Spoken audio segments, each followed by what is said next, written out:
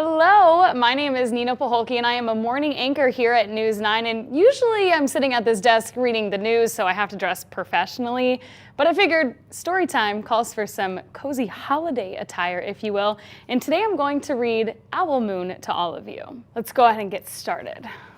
Owl Moon by Jane Yolen.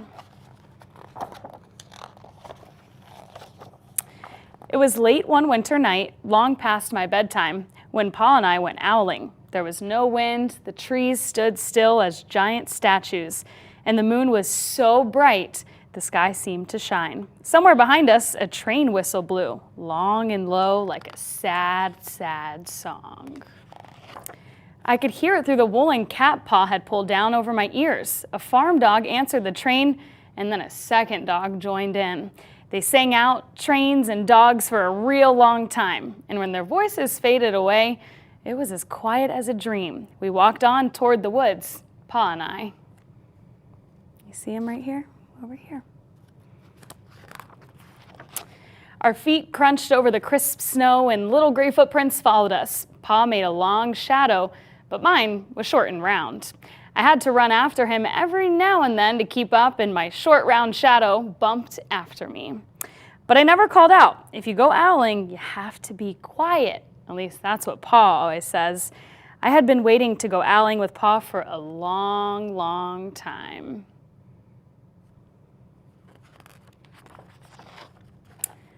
We reached the line of pine trees, black and pointy against the sky, and Pa held up his hand.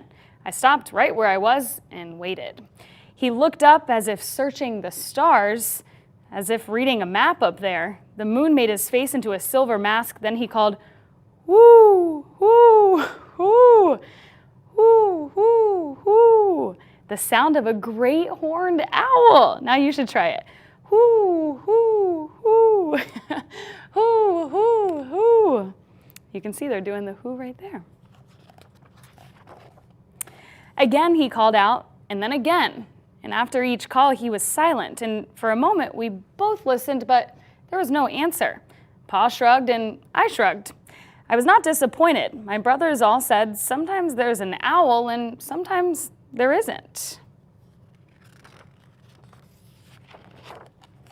We walked on, and I could feel the cold as if someone's icy hand was palmed down on my back, and my nose and the tops of my cheeks felt cold and hot at the same time. But I never said a word. If you go owling, you have to be quiet and make your own heat. Dun, dun, dun, dun. That wouldn't be fun in central Wisconsin. It gets cold here, huh? Well, we went into the woods. The shadows were the blackest things I had ever seen. They stained the white snow. My mouth felt fury. For the scarf over it was wet and warm. I didn't ask what kinds of things hid behind black trees in the middle of the night. When you go owling, you have to be brave.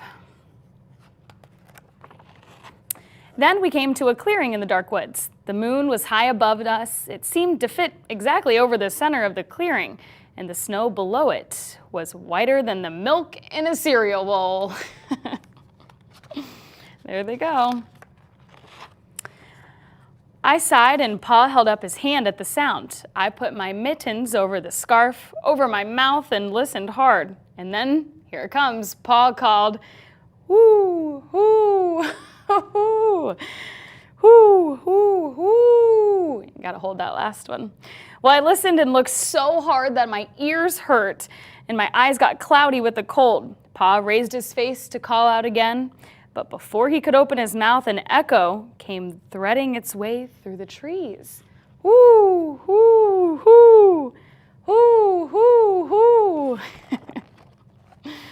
Pa almost smiled. Then he called back, "Whoo, whoo, whoo, whoo, whoo, whoo," just as if he and the owl were talking about supper or about the woods or the moon or the cold. I took my mitten off, the scarf off my mouth, and I almost smiled too. There you can see him right there.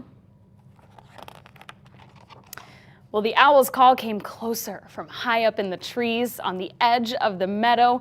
Nothing in the meadow moved. All of a sudden, an owl shadow. Part of the big tree shadow lifted off and flew right over us. We watched silently with heat in our mouths, the heat of all those words we had not spoken. The shadow hooted again. Dun dun dun dun. Pa turned on his big flashlight and caught the owl just as it was landing on a branch. Look how big it is there. These are its wings on the branch. What happens next? Oh, there it is. For 1 minute, 3 minutes, maybe even 100 minutes, we stared at one another. How would you like to stare at one of those in person? Then the owl pumped its great wings and lifted off the branch like a shadow without sound. It flew back into the forest. "Time to go home," Pa said to me. I knew then I could talk. I could even laugh out loud. But I was a shadow as we walked home. Off it goes.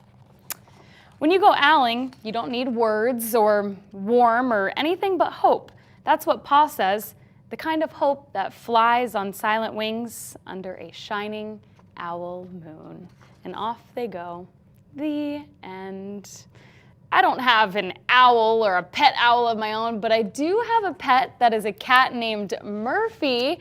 And here I'll show you a picture of him. And he wanted to be sure to wish each of you a very happy holidays.